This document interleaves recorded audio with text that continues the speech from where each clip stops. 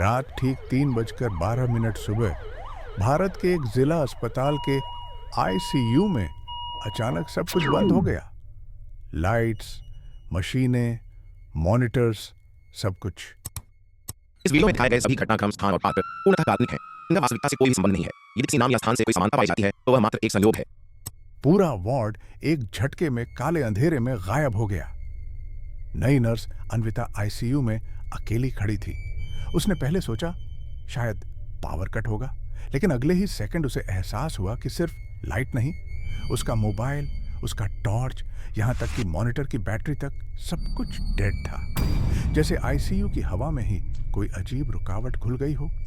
अंधेरे में उसे गीले पैरों की आवाज सुनाई दी, धीमी, खिंचती हुई, जैसे कोई कॉरिडोर से आईसीयू के अंदर आ रहा हो। अन्विता का गला सूख गया। वो जानती थी आईसीयू में उसके अलावा कोई नहीं था। उसने धीरे से दीवार की तरफ देखा और वहीं पर उसे एक सफेद धुआं सी आकृति दिखाई दी, मानव जैसी लेकिन ठोस नहीं, जैसे किसी इलेक्ट्रॉनिक स्क्रीन का खराब झिलमिलाता प्रतिबिंब। आकृति धीरे धीरे आईसीयू के बीचों बीच आकर रुक गई और उसी क्षण आईसीयू की हर चीज, हर आवाज, हर सेकंड पूरी तरह शांत हो गया। 12 मिनट पहले भारत के उसी अस्पताल में एक अजीब नियम था। हर रात 3:12 से 3:24 के बीच कोई भी आईसीयू में नहीं जाता।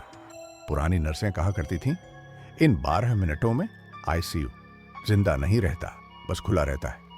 नई नर्स अन्विता उसी दिन नाइट ड्यूटी पर आई थी।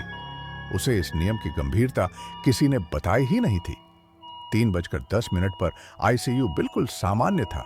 बीप करते मॉनिटर, नियोन लाइट्स की चमक, दवा की हल्की महक। सीनियर नर्स अचानक तेजी में दौड़ते हुए आई।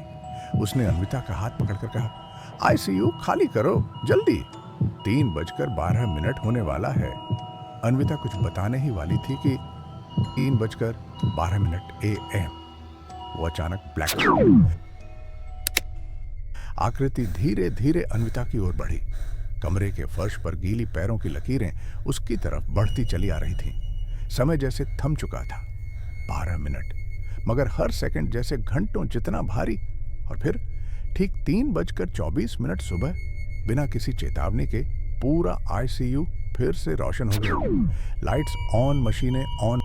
वापस अन्विता वहीं खड़ी थी, चकित, कांपती हुई और पूरी तरह टूट चुकी। अगली सुबह सीसीटीवी रूम तकनीशियन ने रिकॉर्डिंग चेक की।